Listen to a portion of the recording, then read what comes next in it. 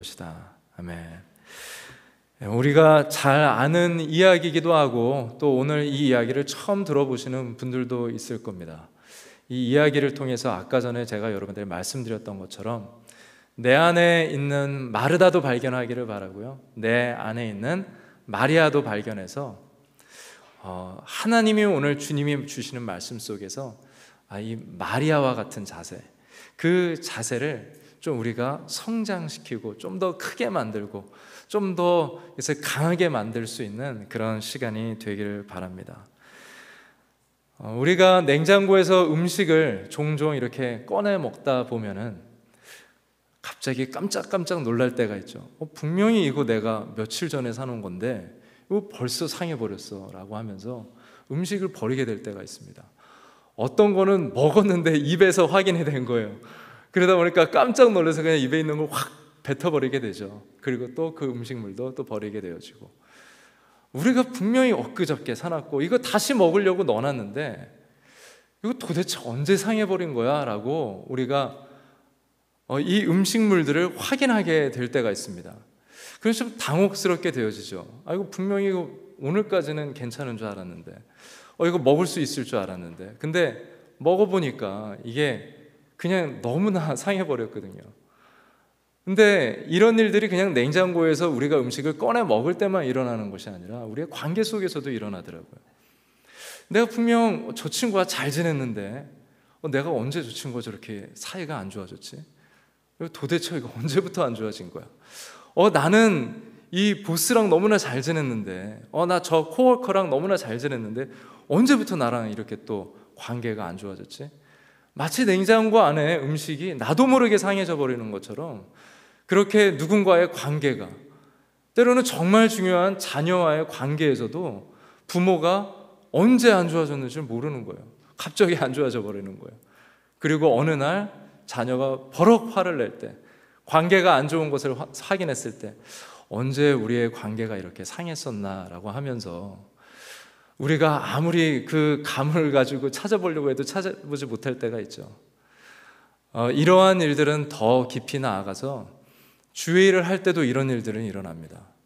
분명히 내가 오랫동안 이 봉사해온 자리가 참 좋은 마음으로 시작을 했는데, 좋은 마음으로 했는데 항상 중간에서, 마지막에서 누구와 부딪히고 상한 마음으로 하게 되어지고 신경질적으로 되어지고 분노가 일어나고, 교회가 너무나 좋았는데, 저 목회자가 좋았는데, 그리고 이 성도님이 좋았는데, 이 리더가 좋았는데 언제부턴간 그 동일한 마음이 아니라, 아주 건강한 마음이 아니라 어디선가 이렇게 상한 음식처럼 도대체 언제부터인가 이렇게 상한 관계가 되어 있을 때가 있고, 내가 상한 마음으로 내가 봉사를 할 때가 있습니다.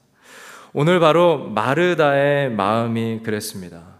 언제부터인지는 모르지만 주님을 섬기기로 작정을 했는데, 너무나 사랑하는 주님이었는데, 아주 오늘 이야기를 보니까 굉장히 상해 있는 마르다의 마음을 우리가 함께 볼 수가 있습니다. 38절을 보겠습니다. 예수께서 제자들과 함께 길을 가다가 한 마을에 이르시니 마르다라는 여인이 예수를 집으로 모셨습니다. 사실 이미 잘 알고 있는 관계인데 처음 소개하니까 좀 서로 서먹서먹한 관계처럼 소개되어지지만 누가가 일부러 이렇게 소개를 하고 있는 것이죠. 근데 이 이야기를 누가가 적은 거를 보니까 예수님이 나오고요, 제자들이 나옵니다. 제자가 몇 명이죠? 적어도 12명. 그리고 또 아는 사람들도 뭐 주위에도 있겠고, 그리고 뭐 마르다도, 동생 마리아도 있고, 또 죽은 나사로가 일어나는 걸 봤었을 때 나사로도 있고, 또 그리고 주위에 뭐 친척이 살 수도 있고, 가족들, 가까운 사람들이 있을 수도 있고, 다 모였을 때는 저는 적어도 한 20명, 30명 정도가 적어도 이 가정 안에 지금 모여있다고 생각을 합니다. 근데 20, 30명이면 우리나라 한 명절 분위기잖아요. 명절 되면 어때요? 여자들은 부엌에 있어야 되고, 남자들은 거기에 들어가면 안 되고, 남자들은 밖에서 좀 이야기 한다던가 이런 분위기죠. 아마 비슷한 어떠한 옛날의 그 분위기에서 유교 사상이 이 성경 시대에 좀 남자를 우월하게 대하는 그런 사상과 좀 비슷했던 그런 분위기였던 것 같습니다. 그런 문화 속에 있는데 지금 마르다가 이 많은 사람들을 초대해서 섬기려고 하니까 이거 쉽지가 않죠. 우리 지난주도 좋게 이렇게 집들이를 했지만 또 정말 모범적인 그런 집들이었던 것 같습니다. 앞으로도 그런 모임이 계속 이렇게 있었으면 좋겠는데, 준비하는 곳은 사실 쉽지가 않습니다. 어렵습니다. 손님이 30명 온다는 거 쉽지 않은 일입니다. 근데 사람들이 그렇게 왔을 때 마르다는 처음에는 집으로 모셔서 자기가 자원해서 시작을 했습니다. 그런데 마리아는 어디 있나? 우리가 이 스토리 속에서 또 다른 주인공을 찾게 되어지면 39절에 나옵니다. 마르다에게는 마리아라는 동생이 있었습니다. 영어 성경에서나 원어 성경에서는 동생이라는 말은 하지는 않죠. 그 동생은 주의 발 앞에 앉아 예수께서 하시는 말씀을 듣고 있었습니다 라고 하면서 예수의 발 앞에서 그냥 말씀을 듣고 있었습니다. 근데 이 자리는 굉장히 특별한 자리예요. 수제자가 앉는다든지 아니면 좀 특별한 손님이 앉는다든지 그러한 자리인데, 마리아가 그냥 떡하니 여기 말씀 좋기 제일 좋은 자리네 하고 그냥 앉아버린 거예요. 그러니까 여기도 봉사하시는 분들이 제일 앞에 앉고, 저도 뭐 예배 전에 준비하느라고 맨 앞에 앉고, 또 제가 그 전에 섬기던 교회에서도 항상 뭐 리더분들이라든지 교회 예배를 섬기는 분들이 맨 앞자리에 앉았거든요. 그래서 맨 앞자리 뭐 이런 자리들 좀 누군가를 위해서 예약석처럼 이렇게 돼 있잖아요. 특별한 자리라고도 볼 수가 있는데, 이런 자리에 그냥 떡하니 그냥 앉아버린 거. 여기 말씀 듣기 좋겠네 라는 그런 마음 하나로. 그래서 마리아가 그 자리에 그냥 떡하니 앉아버린 겁니다. 수제자도 다 밀어버리고 거기서 말씀을 열심히 경청하면서 듣고 있는 거죠. 예수님은 그 자리 네 자리 아니야 라고 말씀도 안 하시고요, 그냥 마리아에게 그리고 모든 사람에게 말씀을 이렇게 전하고 있었습니다. 이런 상태가 일어나니까 마르다는 자꾸 일을 혼자서 다 감당해야 되니까 화가 나는 거예요.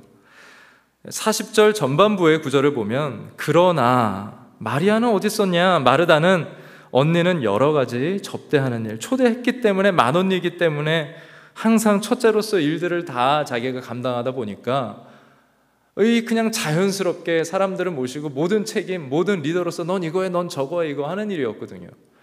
그리고 주님을 모시고서도, 주님을 만나고 사랑하는 주님 모시고서 나의 특기, 나의 이 장기, 나의 리더십 이걸 가지고 주님을 멋지게 섬겨야겠다라고 했는데, 항상 그런 건 아니잖아요. 우리가 준비해온 어떤 음식을 빼먹을 때도 있고, 어떤 걸 조미료를 넣어야 되는데 그것을 깜빡할 때도 있고, 뭐 이런 일들이 일어나다 보면은 갑자기 정신이 없어집니다.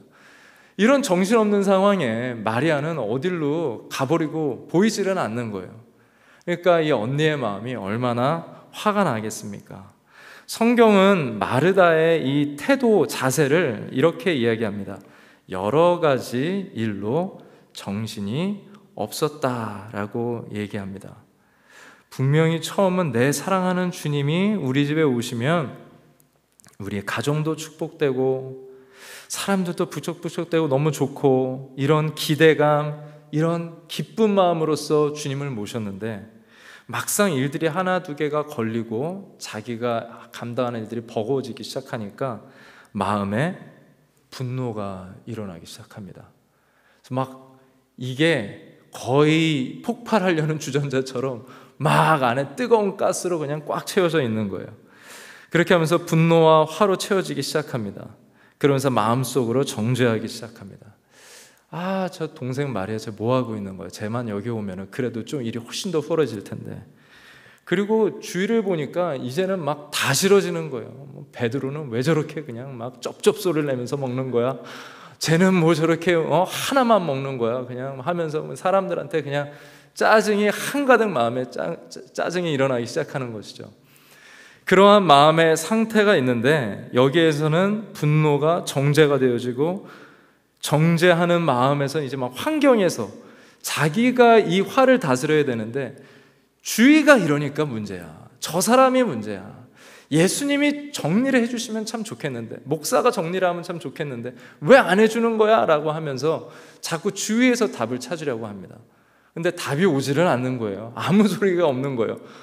그러니까 너무 화가 나서 이제는 부엌에서 확 나가버렸습니다. 그리고 어디로 갔냐면 예수님에게 찾아갔어요. 그래서 예수님한테 딱 찾아가더니 거의 뭐 반 소리를 지르는 언성을 높이는 소리로 예수님을 이제는 가르치려 드는 마르다의 모습을 볼 수가 있습니다. 40절의 나머지 부분 후반부를 보도록 하겠습니다. 주여, 제 동생이 저한테만 일을 떠맡겼는데 왜 신경도 안 쓰십니까? 라고 하면서 막 버럭 예수님에게 짜증을 내고 화를 내는 모습을 볼 수가 있습니다. 이렇게 성경에서 예수님한테 짜증내는 부분이 많지가 않은데요, 유일무이한 것 같습니다. 저를 좀 걷어주라고 말씀 좀 해주십시오. 어떻게 예수님은 이렇게 코치도 안 해주시고 좀 리더로서 이거 교통정리 해주셔야 되지 않겠습니까? 라고 막 얘기를 하는 거예요. 그러면은 자기의 마음이 나아질 거라고 생각했어요. 그러면은 좀 마음이 위로를 받을 거라고 생각하고요. 그러면은 하나님 사람 다워진다고 생각을 했습니다. 때로는 환경이 우리를 도와주지 않을 때는 너무나 많죠. 우리의 직장에서, 또 사람들의 관계에서, 자녀의 관계에서, 또 친한 사람들의 관계에서도 환경은 나를 도와주지 않을 때가 많습니다. 분노와 화로 가득 찰 때가 있습니다. 그래서 그게 폭발될 때가 있죠. 근데 환경이 잘 도와줘서 잘 넘어갈 수는 있는 것이지, 그게 하나님의 사람으로서 온전케 되는 것은 아닙니다. 내가 다행히 화를 안 내고 넘어가지만 아직까지 나라는 사람은 그 안에 있는 거예요. 정말 위험한 것이죠. 어쩌면 이렇게 한번 화를 내서 내가 이런 사람이구나, 예수님 앞에 모시고 내가 예수님에게 음식을 만들어 드린다고 하면서 내가 자원해서 시작한 것이 이런 태도를 갖게 되는 거, 폭발된 게 어쩌면 다행인 것 같습니다. 화가 너무나 많이 나서 예수님에게 말도 안 되는 애리투드 자세로 나아갔습니다. 우리도 이렇게 될 때가 있습니다. 그때 우리는 생각해 봐야 됩니다. 나의 예배의 태도가 왜 이러지? 나의 봉사의 자세가 왜 이럴까? 내가 주님 앞에 헌금을 드리는, 또 내가 주님 앞에 시간을 드리는, 내 건강을 드리는, 내 삶을 드리는, 내 생각을 드리는 이 교회를 바라보는 시각, 성도를 바라보는 시각, 목회자를 바라보는 시각, 리더를 바라보는 시각, 왜 그렇게 자꾸 이렇게 삐뚤어졌을까? 왜냐하면 우리가 본질을, 목적을 상실했기 때문입니다. 요리가 목적이 되어버린 겁니다. 내가 중심에 서기 시작한 겁니다. 그러니까 자꾸 뒤틀리기 시작하는 겁니다. 목회자가 정말 이런 실수 범하기 너무나 쉽죠. 내가 이 선장이 되어서 내가 좌지우지한다고 생각하는 거예요. 목회자가 잘못해서 어려움이 생길 수가 있습니다. 하지만 교회에 살고 죽는 것이 목회자의 손에 있지 않습니다. 하나님의 손에 있습니다. 그 목적을 상실하고 자꾸 내가 주인공이 되니까 분주해지고 바빠지고 어떻게 해서든 살려봐야지, 어떻게 해서든 이겨나가야지라고 주님의 자리에 나아가는 것이 아니라 자꾸 마르다처럼 분주해지는 우리의 모습을 볼 수가 있습니다. 이제는 예수님이 진리로서 대답해 주실 차례입니다. 41절을 우리가 보도록 하겠습니다. 먼저 딱 두 글자만 보겠습니다. 마르다야, 마르다야. 주께서 이렇게 대답을 하셨습니다. 마르다야, 마르다야.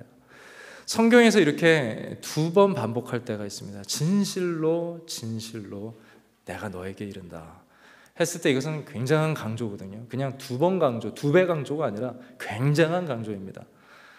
여기에서 마르다야, 마르다야 하는 것은 또 특별히 사람의 이름을 부를 땐 굉장한 젠틀하게, 따스하게 사랑을 담아서 부를 때 2번 반복한다고 성경학자들은 또 그렇게 많이들 보편적으로 번역을 합니다. 해석을 해줍니다. 바로 이렇게 2번을 부른 거예요. 이름을 부를 때 벌써 여기에서 신앙의 진리의 답이 시작된 겁니다. 그러니까 다른 데 답이 있는 것이 아니라 마르다야, 마르다야, 주님이 오신 건 나는 너와 나의 관계가 중요한 거야. 그 요리는 그렇게 중요하지 않아. 너가 분주한 거 그렇게 준비하지 않아. 교회 이렇게 되든 저렇게 되든 그렇게 준비하지 않아. 너가 나를 어떻게 생각하고 있니? 나는 너를 마르다야, 마르다야 그렇게 부르고 있는데 너는 기도를 이만큼 많이 하고 정말 1시간 기도를 하는데 내가 너의 이름을 부를 때 너 그 음성 듣고 있니? 내가 너 사랑한다는 그 고백 듣고 있니? 라고 주님께서 그 이름을, 그 분노한 마르다를 이렇게 캄다운 시켜주는 거죠. 조용히 하고. 그 분노의 가스를 다 내보내시면서 이제 그 마음의 빈 공간에 마르다야, 마르다야 그렇게 불러주고 계신 주님을 볼 수가 있습니다. 주님께서 정말 평생 이 체한 것처럼 얹혀서 살던 삭개오가 너무 목말라서 나무 위에서라도 내가 좀 주님 봐야겠다, 내가 키가 작은 열등감을 가지고 있는데 나무 위에라도 올라가야겠다, 나이 많은 그 사람이 올라갔을 때 주님께서 길을 가시면서 삭개오를 보시면서 삭개오야, 내가 오늘 너 집에서 내가 좀 머물러야겠다라고 얘기하시잖아요. 그러니까 얼마나 따스한 음성입니까? 우리가 오늘 이 자리에 있을 때 어떤 분주한 일, 많은 일들 교회에서 하게 되고 우리는 또 앞으로도 하게 되지만 정말 필요한 것은 마르다야, 마르다야. 주님이 우리를 향해서 불러주시는 그 음성을 내가 듣고 있는가? 성경 통독하면서 내가 듣고 있는가? 내가 목사로서 내가 설교 준비하면서 성도를 만나면서 주의 일하면서 내가 듣고 있는가? 정말 기도하면서 제 자신이 좀 부끄럽고 이 말씀 주면서 부끄럽더라고요. 주님께서는 사무엘아, 사무엘아 이렇게 주님께서는 부르십니다. 바요나 시몬아, 네가 복이 있다라고 하면서 이름을 불러주십니다. 여러분들, 주님께서 여러분들 이름 불러주신 그 감동을 느낀 때가 언제입니까? 오늘 찬양하면서 그 감동이 있었습니까? 여러분, 일주일 살면서 우리 신자라고 살지만 그 이름, 여러분들을 불러주시는 이름 최근에 들으신 적 있습니까? 우리가 이 이름 듣는 거, 우리가 귀를 세우고 좋은 마음밭을 갖는 거, 이 음성 듣는 거죠. 기도할 때 이 음성 듣는 거죠. 여러분들의 이름을 부르시는 주님의 음성을 들을 수 있는 여러분들 되시길 바랍니다. 주님은 마르다의 마음을 이렇게 잘 잡아주시면서 이제 필요한 말씀을 해주십니다. 필요한 말씀도 반드시 해주시는 주님이시죠. 너 이쪽으로 가면 안 돼. 그러면 너 내일 모레 너의 인생은, 너의 내일은 다른 데 도착해 있을 거야. 너가 오늘 이 교회에 나와 있지만 너의 마음 이렇게 가면 안 돼. 왜냐하면 너가 10년 후에 너의 영적 목적지는 내가 생각하지 않은, 내가 계획하지 않은 다른 데 있을 거야. 그러니까 너가 이렇게 마음을 가졌으면 좋겠다라고 하면서 주님께서 배의 키의 방향을 마르다의 인생에 잡아주시는 것을 볼 수가 있습니다. 41절, 42절까지 보게 되어지면 너는 많은 일로 염려하며 정신이 없구나. 너가 나를 섬기는 그 한 가지 일로 시작했는데 너는 지금 많은 일들로 정신이 없구나. 그러나 꼭 필요한 것은 한 가지뿐이다. 그 한 가지 했으면 좋겠다라고 말씀하는 겁니다. 결혼 기념일이 되어지면 우리는 참 많은 것을 준비를 합니다. 여러분들 많은 거 준비하고 계신가요? 괜히 이렇게 하면 화만 돋구는 일이 되어지나요? 우리가 또 어느 때는 참 기쁜 마음으로 준비를 하기도 하지만 어느 애니버서리, 어느 결혼기념일을 또 지날 때는 우리가 좀 숙제처럼 할 때도 있죠. 우리가 솔직히 얘기하면 그렇습니다. 그래서 우리가 선물도 준비하고 또 우리 와이프는 이런 음식 좋아해, 이런 디저트 좋아해라고 하면서 또 선물은 여기서 사야 되는데 또 빵집은 너무나 멀리 있는 거예요. 또 거기까지 또 한 20-30분 또 운전하고 가야 되고 그러면서 또 이거를 또 사주면서 저녁에 좋은 레스토랑 해야지라고 했는데 뭐 팬데믹 때문에 레스토랑에서 제한된 숫자를 받다 보니까 또 가지를 못하게 된 거예요. 그랬을 때 어떻게 해야 되나, 또 다른 레스토랑에 전화하는데 막 잡히지는 않고 분주한 거죠. 복잡한 거죠. 근데 정말 이 둘의 관계가 그렇게 복잡할 필요가 있을까? 좀 환경이 안 따라줘도 둘의 관계는 굉장히 단순한 사랑 하나거든요. 그런데 자꾸 책임감 때문에 내가 남편으로 이렇게는 적어도 해줘야 돼라고 하면서 뭔가 정말 사랑이 없어서 그런지 뭔가 증명하려고 자꾸 무언가 얻고 구하고 하면서 더 일이 복잡해질 때가 있습니다. 요즘 젊은이들은 참 아름답게 결혼을 준비하는 것 같은데 아마 저 때만 하더라도 뭐 결혼식, 또 저의 좀 인생의 선배들만 좀 이렇게 보더라도 한국 결혼식장에서 결혼하는 거 보면은 하나의 결혼식을 그냥 빨리 하고 결혼식을 한 번 하고 넘어가고, 한 번 하고 넘어가고 하면서, 한 결혼식장에서 뭐 하루에 한 많게는 뭐 5번도 한국은 그렇게 하더라고요. 이 한국에서는 그래서 결혼을 하게 되어지면 결혼을 준비한다기보다 저 때만 하더라도 이 결혼식을 준비하는 사람들이 참 많았던 것 같아요. 결혼식을 준비하다 보면은 자꾸 싸웁니다. 결혼식을 집중하다 보면은 싸움이 일어나요. 근데 정말 결혼을 하나님 안에서 생각해 보는 거예요. 창세기에 하나님께서 아담과 하와, 그리고 주님께서도 그 아담 얘기를 설교하시면서 이 두 사람이 아버지와 어머니를 떠나서, 부모를 떠나서 둘이 한 사람이 될지라, 이거를 누가 떼어놓겠냐라는 그런 말씀 한번 또 묵상하고 가고, 또 목회자와 한 4주 정도를 또 메리지 카운셀링을, 결혼을 준비하는 상담을 하게 되어지고, 또 인생 선배한테 결혼은 어때요? 얘기도 들어보고 하면서 결혼식을 준비한다면, 결혼을 준비한다면 복잡하진 않겠죠. 근데 결혼식을 준비하다 보면 일들이 꼬이기 시작하고 복잡하기 시작합니다. 우리가 신앙을 이렇게 하게 된다는 거예요. 마르다야, 네가 참 많은 일로 정신이 없구나. 너가 한 가지, 너와 나의 관계, 음식을 해도 너가 좀 나를 생각했으면 좋겠다. 너가 선물을 사도 나를 생각했으면 좋겠다. 봉사를 해도 나를, 주님을 생각하면서, 주님을 사랑하면서 하는 거예요. 오늘 본문 말씀은요, 많은 일을 줄여라, 너가 봉사하는 거 줄여라가 아닙니다. 많이 하던 적게 하던 그 안에 정말 단순하게 주님을 사랑함으로써 하고 있느냐를 주님께서는 가르쳐 주시고 확인시켜 주시고 우리들의 마음에 물어보고 계신 것입니다. 오늘 마지막 9절 42절에 예수님께서는 이렇게 말씀을 맞추십니다.